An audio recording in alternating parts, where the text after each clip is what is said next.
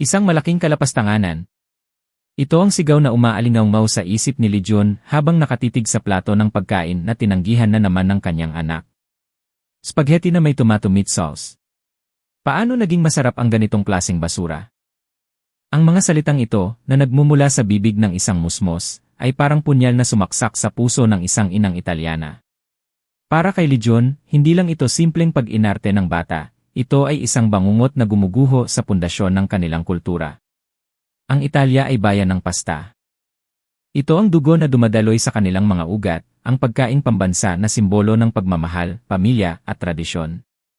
At heto ang kanyang sariling dugo at laman, ang kanyang kaisa-isang anak na si Xiaoji, na tinatanggihan ang sagradong pagkain ito.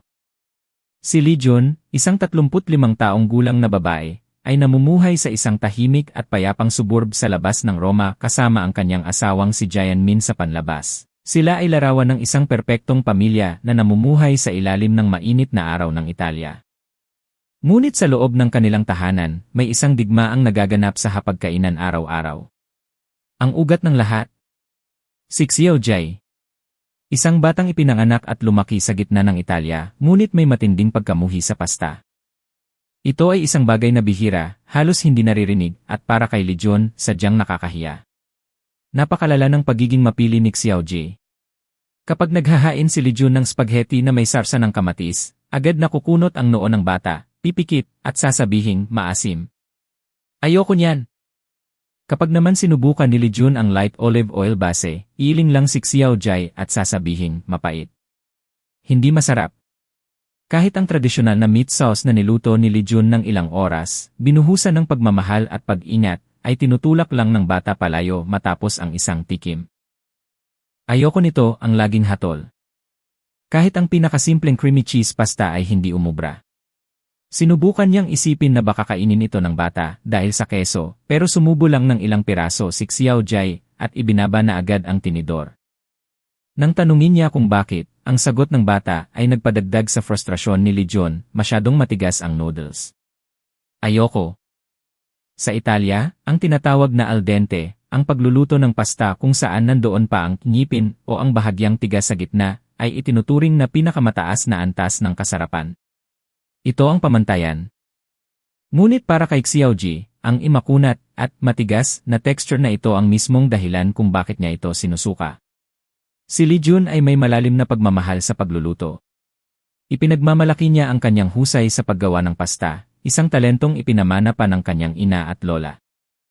Ngunit ang katotohanang ang sarili niyang anak ay hindi maatim ang kanyang luto ay isang napakalaking dagok sa kanyang pagkatao bilang ina at bilang Italyana. Si Jianmin, ang kanyang asawa, ay laging nakikinig sa mga hinaing ni Legion sa tuwing gabi. Habang nag-aalala si Legion, hinahawakan ni Jianmin ang kanyang kamay at malumanay na sinasabi, "Huwag kang masyadong mag-alala, mahal. Choosy lang talaga ang mga bata. Paglaki niya, magbabago rin yan kusa." Marahil ay may punto siya. Marahil ay face lang ito. Pero hindi maalis sa isip ni Legion ang takot para sa nutrisyon ng kanyang anak. Sa Italia, kung hindi ka kakain ng pasta, halos kalahati ng mga pagpipilian sa menu ay mawawala sa iyo. Paano siya lalaking malusog kung tinatanggihan niya ang pangunahing pagkain ng kanilang bayan? Habang pasa ni Legion ang bigat ng problemang ito sa nutrisyon at edukasyon sa pagkain ng kanyang anak, dumating ang isang hindi inaasahang pagkakataon. Papalapit na ang mahabang bakasyon ni Xiaoji sa kindergarten. Isang gabi, habang sila ay naghahapunan, binasag ni Jianmin ang katahimikan. "Gusto niyo bang mag-travel ngayong summer? Saan niyo gustong pumunta?" tanong niya. Tumingin si Legion sa asawa, nag-isip. Bago pa siya makasagot, nagpatuloy si Jianmin na may kislap sa mga mata. "Paano kung sa Pilipinas tayo pumunta? Matagal ko na ring gustong makita ang bansa na yon.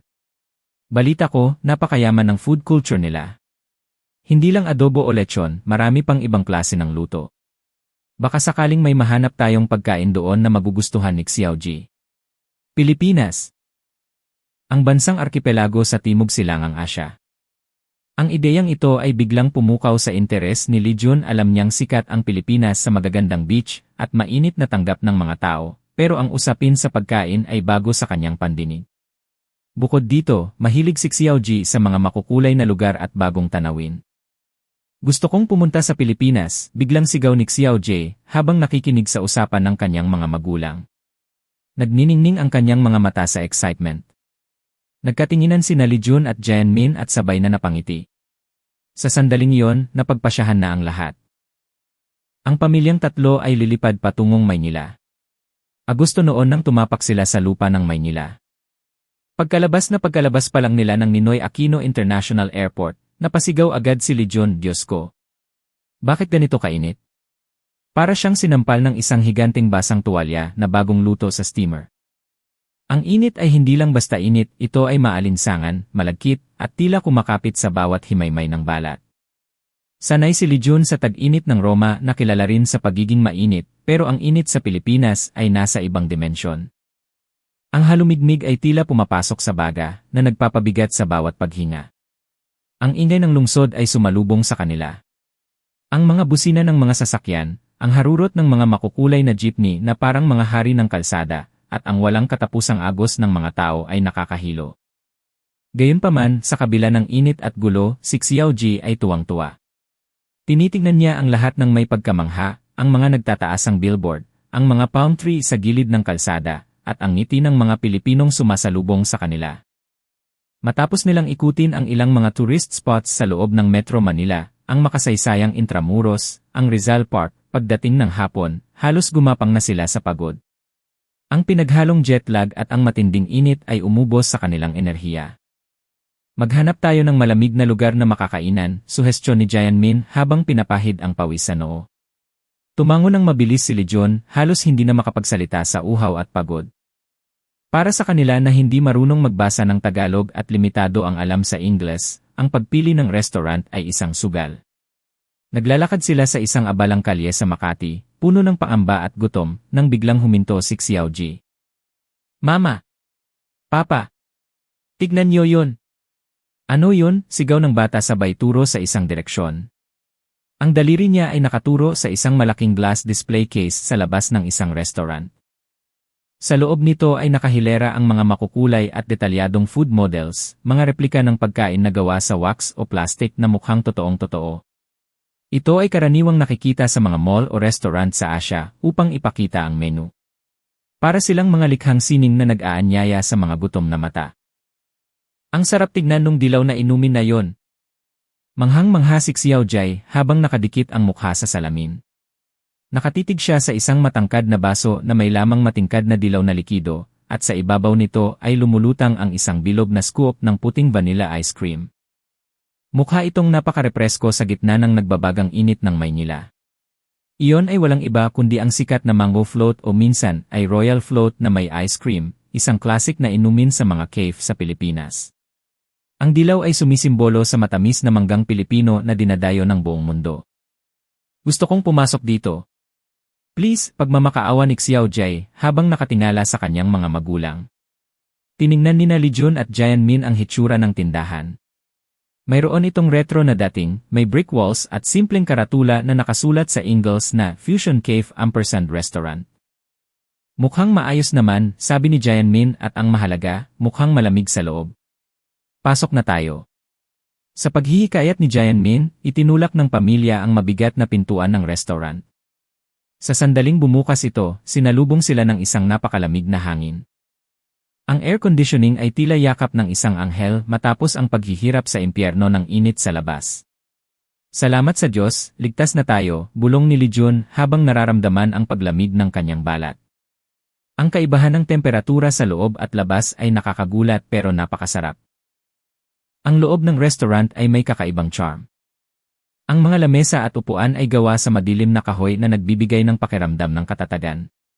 Sa mga pader ay nakasabit ang mga painting ng mga tanawin sa baryo, mga bahay kubo, kalabaw, at palayan. Sa bintana ay may mga palamuting gawa sa kapis na nagbibigay ng mainit na liwanag.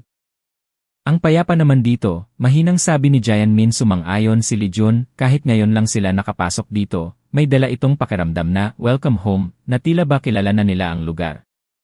Pagkaupo nila, agad na lumapit ang isang waiter na may malawak na ngiti. Ang nakakagulat, may dala itong tray na may 3 baso ng tubig na puno ng yelo at mga pakete ng wet wipes. Libre ba ito? Nalalaki ang matang tanong ni Li Jun. Tumango ang waiter at magiliw na sumagot, "Opo, ma'am. Service water po ay laging libre. At ang wipes ay para makapaglinis kayo ng kamay at mukha galing sa init." Ipinaliwanag niya ito gamit ang mga kumpas ng kamay at simpleng Ingles. Nagkatinginan sina Legion at Jianmin sa Italia, at sa maraming lugar sa Europa, ang tubig sa restaurant ay binabayaran. Bihira ang nagbibigay ng libreng tubig, lalo na ang wet wipes. Hindi ito mangyayari sa Roma, bulong ni Legion, na antig ang damdamin.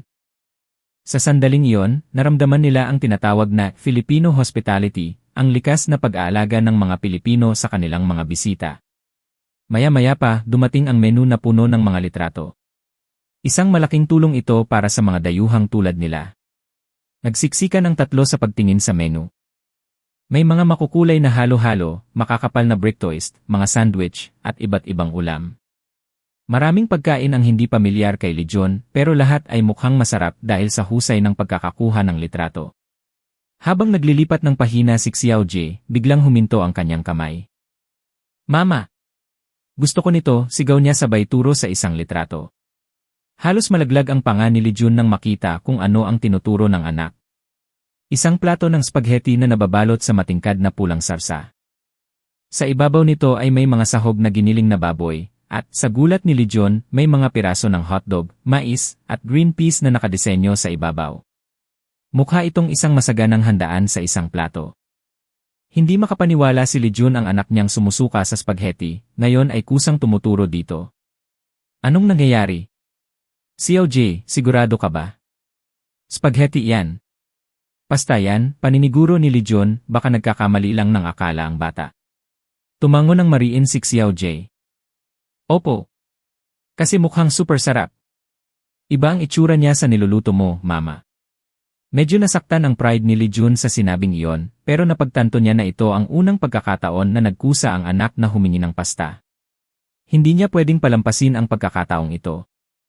Tiningnan niyang maigi ang pangalan ng pagkain sa menu, Pinoy-style spaghetti. Napakunot ang noo ni Legion, Pinoy-style spaghetti. Ibig sabihin ba nito ay Philippine-style? Pero wala namang ganitong spaghetti sa recipe books ng Italia. Ano ba ito? Binalingan niya si Jianmin, "Alam mo ba ang dish na ito?" Umiling si Jianmin, "Ngayon ko lang din nakita yan." Dahil sa kuryosidad, tinawag ni Legion ang waiter. Maswerte sila dahil ang batang waiter ay mahusay mag-Ingles, bagay na karaniwan sa Pilipinas. Tinuro ni Legion ang menu at nagtanong tungkol sa kakaibang spaghetti. Ngumiti ang waiter, tila sanay na sa reaksyon ng mga dayuhan. Ang Pinoy spaghetti." "Ma'am, ito po ang original na version ng spaghetti dito sa Pilipinas. Wala po niyan sa Italy." Lalong nagulat si Legion ayon sa paliwanag ng waiter. Ang dish na ito ay nabuo noong mga naunang panahon sa Pilipinas bilang adaptation sa panlasa ng mga Pilipino. Ang pinakamalaking sikreto. Ang sarsa ay hindi gawa sa ordinaryong tomato paste. Ang pangunahing pampalasa nito ay ang banana ketchup. Banana ketchup. Halos mapaatras si Legion sa upuan.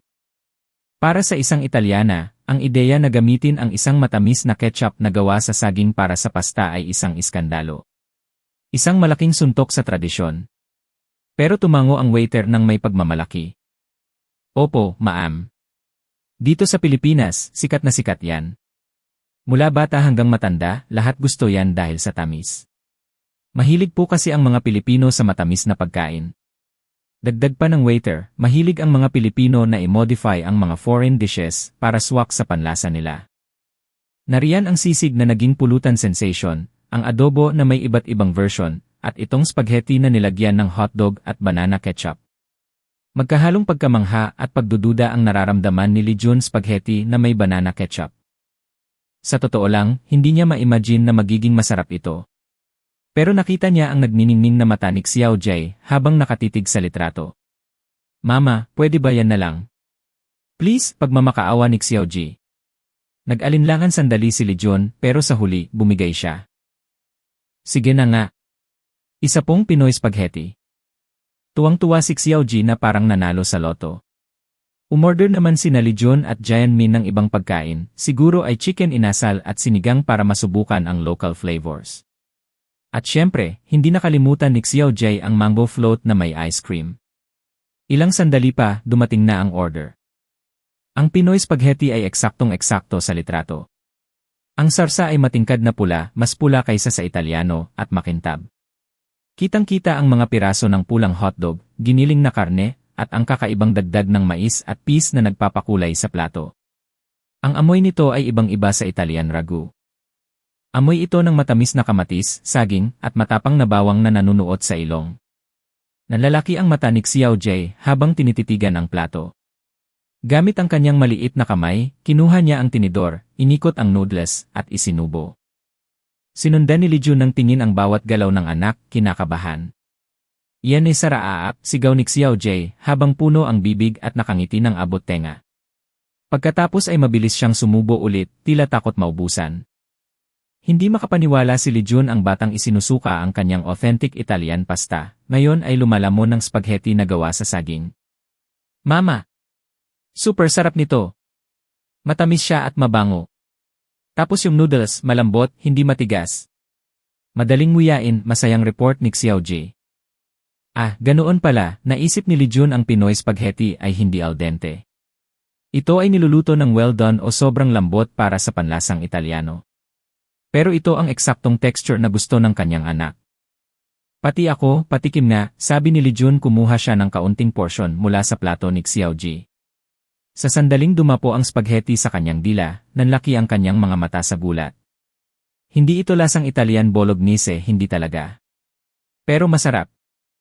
Ang tamis ng banana ketchup ay balance ng asim at alat. Ang lasa ng bawang at sibuyas ay nangingibabaw at nagbibigay ng kakaibang kick. Ang hotdog ay nagdadagdag ng smoky flavor, at ang mais ay nagbibigay ng crunch at tamis. Totoo nga masarap siya, pag-amin ni Li Jun akala niya ay isang malaking kalokohan ang spaghetti na may banana ketchup, pero ngayong natikman niya, na-realize niya na isa itong buong pagkain na may sariling identidad. Hindi ito pilit na ginaya sa Italian, ito ay sariling likha ng Pilipinas. Tumikim din si Jian Min at tumango-tango. Nakakaadik ang lasa. Walang ganito sa Italy, pero sigurado ako magugustuhan ito ng mga Italiano kung susubukan nila. Habang nag-uusap ang mag-asawa, simot na ni Xiao Jie ang plato. Walang natirang sarsa. Ang batang dati ay 2 subo lang ay ayaw na, ngayon ay nilinis ang plato na parang dilaan ng pusa. Gusto ko pa. Pwede pa bang umorder? Tanong ni Xiao Jie. Naramdaman ni Li Jun ang init na gumagapang sa kanyang dibdib. Hindi dahil sa anghang, kundi dahil sa tuwa. Ang anak niya, kumakain ng spaghetti at humihingi pa ng extra. Ito ay isang milagro. At hindi pa doon nagtatapos ang ligaya ni Xiao Jie. Dumating ang kanyang mango float. Ang matingkad na dilaw na inumin na may lumulutang na puting ice cream ay parang isang obra maestra. Wow! Ang ganda! Tuwang-tuwa si Xiao Jie habang isinusubo ang straw. Ang lamig ng yelo, ang tamis ng mangga, ang bula ng soda, at ang creamy na vanilla ice cream ay naghalo-halo sa kanyang bibig. Napapikit siya sa sarap. Samantala, sina Li Jun at Jian Min ay humihigop ng kapeng barako. Ibang-iba ito sa espresso ng Roma. Ito ay may matapang, mausok, at malalim na lasa na nagpagising sa kanilang diwa. Namangha sila sa lalim ng coffee culture ng Pilipinas. Habang pinapanood ni Li Jun ang anak na masayang umiinom, nagsimulang tumakbo ang kanyang isip. Kaya ko kayang gayahin ang lasa ng Pinoy spaghetti na to sa bahay, tanong niya sa sarili. Kung magagawa niya ito sa Roma, baka tuluyan ng kumain ng pasta si Xiao Jie. Hindi na siya mapakali. Tinawag muli ni Li Jun ang waiter. Huminga siya ng malalim at naglakas loob magtanong. Excuse me. Pwede ko bang malaman ang sikreto ng spaghetti niyo? Gusto ko sanang lutuin ito para sa anak ko pag uwi namin sa Italy. Nagulat ang waiter pero agad na napalitan ito ng isang malaki at proud na ngiti. Marahil ay natuwa siya na ang isang dayuhan ay interesado sa kanilang lokal na luto. Ang sikreto po, ma'am, ay nasa banana ketchup, bulong ng waiter na parang nagbabahagi ng state secret. Banana ketchup talaga bang malaki ang pinagkaiba nun? Tanong ni Li Jun.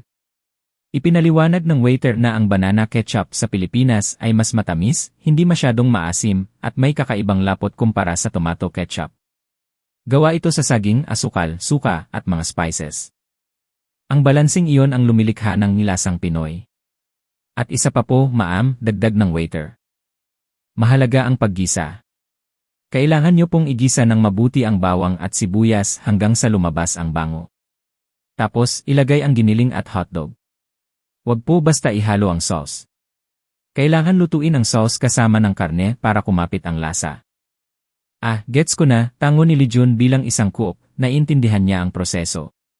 Hindi lang ito basta toss and serve. May proseso ng caramelization at flavor building.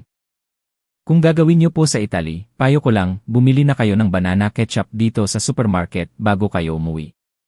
Baka po kasi masyadong maasim ang ketchup doon, hindi niyo makuha ang lasa. Determinado si Lijun, gagawin ko yan. Bibili ako ng maraming banana ketchup. Nang magbayad sila at umalis, taos-pusong nagpasalamat si Lijun sa waiter. Ang pagkakatagpo nila sa restaurant na ito ay baka maging susi sa pagbabago ng eating habits ng kanyang anak. Buti na lang pumasok kami dito, bulong niya sa sarili.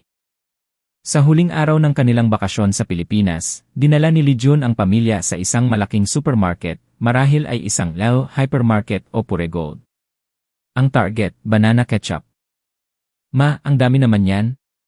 Bakit ang dami mong kinukuha? Tanong ni Xiao Jay, habang nakikitang pinupuno ni Lijun ang cart ng mga bote ng Jufran o Liesi banana ketchup. Siyempre, anak. Di ba gusto mong kumain ng Pinoy spaghetti pag uwi natin sa Italy?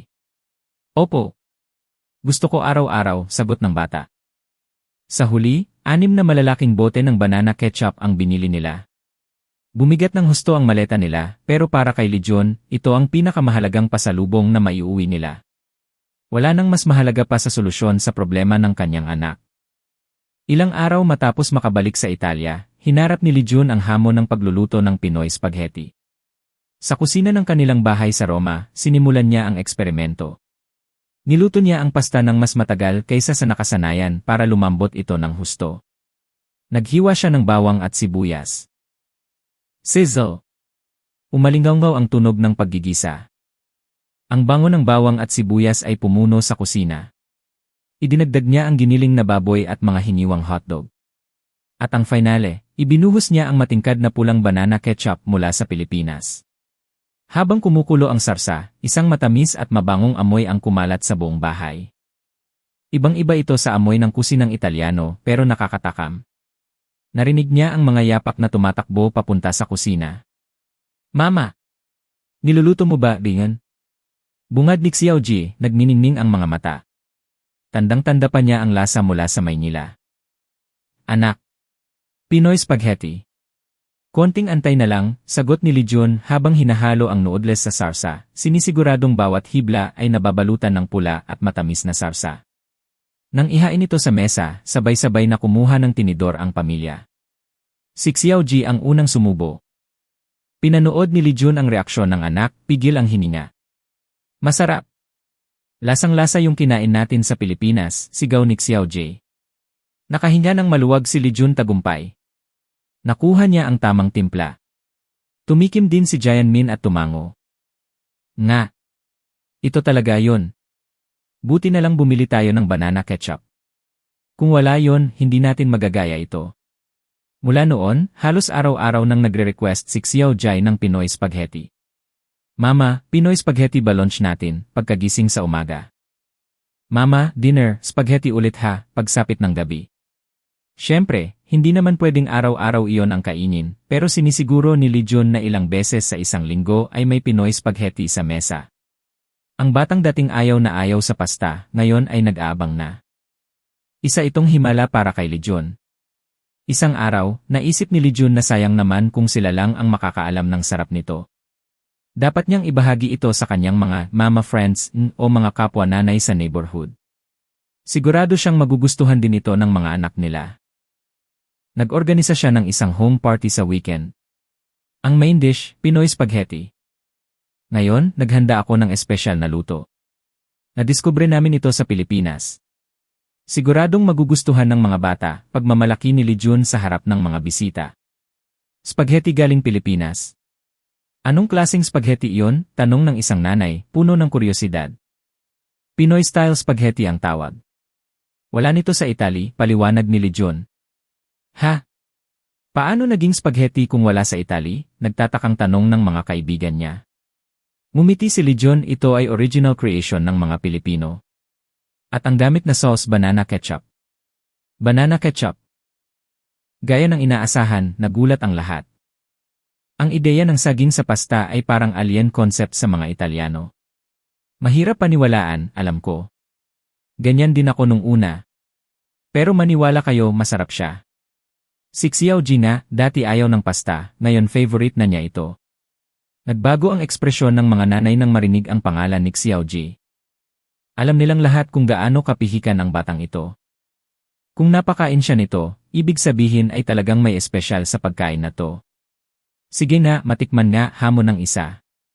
Inilabas ni Li Jun ang malaking bandehado ng Pinoy spaghetti. Ang amoy pa lang ay nakaakit na sa mga bata. Nagsimulang kumain ang mga nanay, dahan-dahan. Tila natatakot. Teka, sabi ng isang nanay matapos ang unang subo. Lumiwanag ang mukha niya. Ano to? Ang sarap.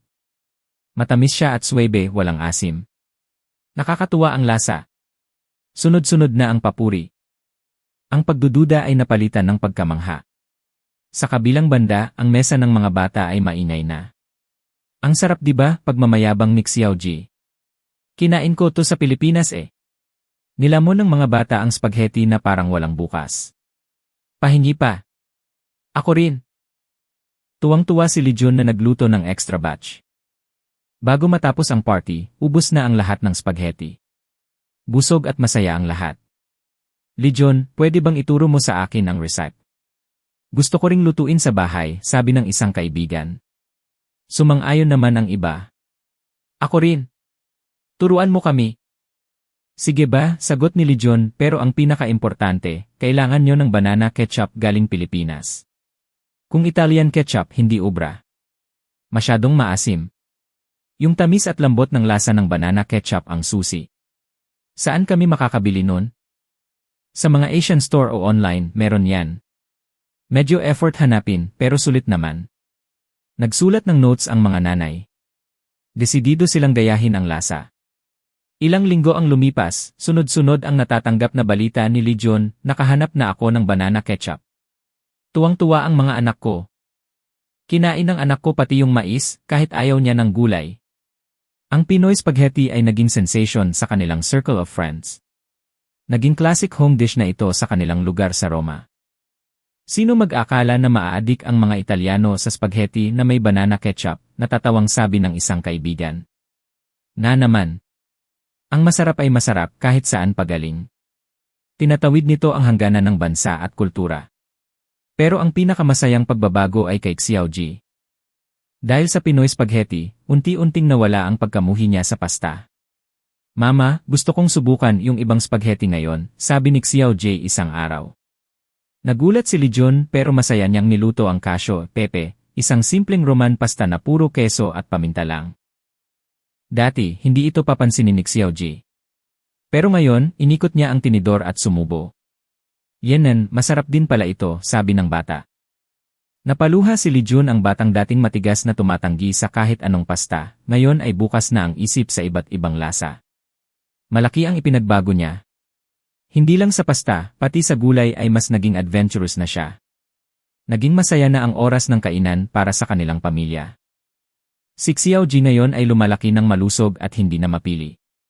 Ilang taon na ang lumipas mula noong trip nila sa Pilipinas, pero ang Pinoy spaghetti pa rin ang #1 favorite niya. Madalas naiisip ni Li Jun, paano kung hindi sila pumasok sa restaurant na yun sa Makati? Paano kung hindi natikman ni Xiao Ji ang Pinoy spaghetti? Siguro hanggang ngayon, hate pa rin ng anak niya ang pasta. Ang Pilipinas ay tunay na may kakaibang mahika. Ang kakayahan nitong yakapin ang kultura ng iba, baguhin ito, at angkupan ng sariling timpla ay lumilikha ng bagong halaga. Ang Pinoy spaghetti ay simbolo ng espiritong iyon. Ang pasta na galing sa Italia, binigyan ng bagong buhay sa Pilipinas gamit ang saging, at ngayon ay ibinalik sa Italia para mahalin ng mga Italyano. May mas gaganda pa ba sa ganitong cultural exchange? Ang food culture ng Pilipinas ay malalim at makapangyarihan. Pinapanatili nito ang tradisyon habang hindi takot mag-imbento ng bago. Ang mainit na Filipino hospitality, ang ngiti ng mga tao, at higit sa lahat, ang mapag-arugang timpla na inuuna ang sarap para sa kakain, iyan ang yaman ng Pilipinas. Sa mga ipinanganak at lumaki sa Pilipinas, kayo ay namumuhay sa lupang may kamanghamanghang yaman ng lasa at kultura. Ipagmalaki niyo ang inyong Pinoy spaghetti dahil napakain nito kahit ang pinakapihikang batang Italyano.